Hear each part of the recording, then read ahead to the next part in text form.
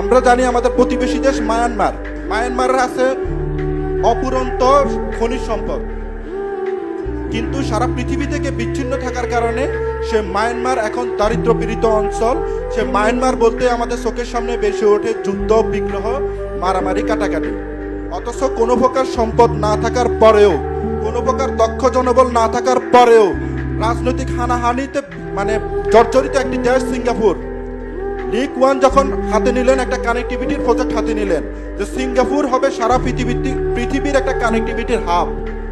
সিঙ্গাপুরের না ছিল সম্পদ, না ছিল জনবল, তাদের ছিল শুধু কানেক্টিভিটি। ছোট্ট একটা দেশ, আমাদের নারায়ণগঞ্জ অথবা ঢাকা জেলার সমান। এই ছোট দেশই কানেক্টিভিটির মাধ্যমে সারা পৃথিবীর বড় বড় কোম্পানিগুলোকে সিঙ্গাপুরে জায়গা করে দিয়েছে। সিঙ্গাপুরে এসেছে বিনিয়োগ করার জন্য, সিঙ্গাপুরে টাকা নিয়ে এসেছে।